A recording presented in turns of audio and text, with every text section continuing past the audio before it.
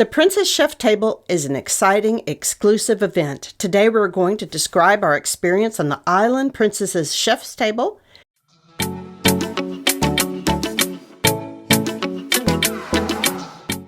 Hi y'all, I'm Jeff. And I'm Becky. And together we're a cruising good time. We're just on the Island Princess and we did the chef's table on board. Lucky enough to sign up and get onto it, which is always a challenge, it seems like. And what a great time that was. I really had a good time. Great foodie experience. As you know, I'm a big foodie. It was a lot of fun, a lot of food. And I love you have the opportunity to talk with the chef and the maitre d' and people in the staff. And it was wonderful because since COVID, they haven't been having the Galley Tours. Yeah. So it's very exciting that they have added the Galley Tour back on the chef's table. That was a lot of fun. So first you're going to don up. They're going to have everybody put on these white lab coats. They're going to ask you to wear closed-toe shoes and to sign affidavits that you're in good health. And then you go into the galley. You have to wash your hands right away. As soon as you walk in the door, they have a hand washing station. Wash your hands, which I think is a great idea. And then we just kind of walked through the rest of the galley there. We saw the salad station. We saw the seafood station. Saw where they're doing the meats and the vegetables, obviously. And then we saw where they're doing the whipped butter because of our video earlier on where people are worried about the princess butter. They stop and then talk to us some in the galley too, explained a lot of it. Do you remember how many meals that they serve a day? It's around 30,000 meals each day. It's absolutely amazing. And there's 30,000 meals a day they prepare on board, because remember they got all the crew in addition to the guests. So I thought it was really cool how they were utilizing escalators in the kitchen. Right, because on the Island Princess they have two dining rooms, one on deck 5, one on deck 6. They're in the forward part of the ship. The galley is forward of that, and they have a main galley on deck 5. But on deck 6 they have just kind of a partial galley with some pastries and some bakery type stuff. And Becky's right, they had these escalators that would take the waiters would use to move the food and I guess the trays and everything else coming back from the 6th floor dining room back into the main galley. So the location of the chef's table is different in the different classes of ship. Mm-hmm. So on the Island Princess, it was just in the back of the Bordeaux dining room. Mm-hmm. So you weren't in a special location, if you will. You just had all the extra service. Yeah, it was a 12-top table they had back there in the back of the dining room. Worked out great. It's kind of up in a little cubbyhole. But like with the Crown class ships, those are typically done up in Sabatinis at a 10 or 12-top table. And of course, the Royal class ships all have the chef's table luminaire, which is a big round table in the dining room by the stern. Those typically are 12, maybe even 14 seat tables, so they're quite a bit larger. Yeah. And so they all have their own little experience in there. Yeah, and the Luminaire tables, they have that beautiful light curtain that surrounds the table. But what I love is it's close to the kitchen, so between courses, each time the chef is going to come out and interact with you. And in our videos and the different shots we didn't really capture that amazing part of the experience. It's just the chef coming out, talking to you about each course. And then the director of restaurant operations, he is very much a part of your meal and constantly talking to you. And that's one of the things I really love about the chef's table. That's a lot of fun, yeah. You got a lot of personal engagement with the executive dining staff there. And we had the executive chef, we had the executive sous chef, the executive pastry chef, all come out at the table, tell us about what they made for us and what was going on with it. Yeah, and just some chatting. You could ask questions, etc. Every time I've really enjoyed that part of the experience. So after the galley tour, they head you over to the table. They take a few photos. Everybody sits down. There's place cards where you're going to sit. So that first course with a salmon gravlax with caviar accompanied with champagne. And that is one of the things I really love about the chef's table is how they pair food with delicious wines. They do a very good job pairing the wines with various courses. That cold appetizer is a lot of fun because it made a little pastry out of a fish bone on it. There's just a lot of artwork in there as well as the culinary tasting. It was quite a good experience. Yeah, it was beautiful presentation. And, as usual, pictures just don't do it justice. Next course was a hot appetizer plate that's not on the menu. So that's one thing you get at the chef's table as well. A lot of off-the-item menus. We had 2 of them in this case on the chef's table. The first were the hot appetizers. We had a couple seafood stuffed pastries there, and then we also had a shrimp that was wrapped up with some puff pastry served with a sweet chili sauce. All of it was absolutely outstanding. Just a lot of fun. That was also paired with the champagne at that point. The next course was one of my very favorite things, seafood bisque. It had seafood bisque and oysters Rockefeller.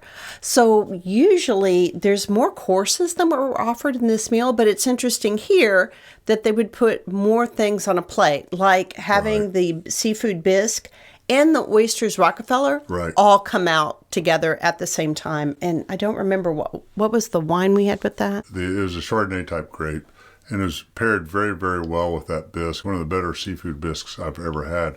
But you're exactly right. In this case, a chef's table, because we had like basically 2 cold appetizers on one plate. We had 3 hot appetizers on one plate. We had the soup and the shellfish there, the oysters and the mussels. They kind of combine it together, so you still get like maybe like 9 courses, but it's only served on 6 plates, if you will.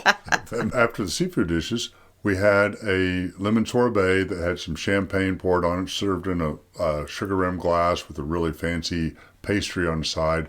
Great job cleansing the palate. I love how they do the production on all the sorbets at all the chef's table we've been at. It's a big production number right there. Yeah, everyone was trying to figure out how they accomplished the artwork with it. It was really kind of interesting. Look at that pastry and how they did that. Yeah, so one of the things that was different here is that they didn't give you a fish dish and then a beef dish. They gave you your choice. So you could either have this beautiful salmon or you could have beef tenderloin. Yes, I opted for the beef tenderloin. I like beef tenderloin. It is delicious. It's cooked perfectly, like a rare, medium rare, exactly how I wanted it. It was served up a Béarnaise sauce, some asparagus and yellow cauliflower there, and they served it with a wonderful Brunello di Montalcino. Fabulous. It's one of my favorite Italian wines. You get that good Brunello flavor, that aged taste. It went with the roast so well. And then the other choice was, as Becky mentioned, the roasted salmon. That was quite the production because they did a shingling of some potatoes on top of it. It was a beautiful presentation, I thought. Our friend had it, and he said it was delicious as well. So along with the entree, the second off-menu item appeared. They cooked at the table these amazing prawns. In fact, these are the largest prawns I've ever seen. They're like lobster.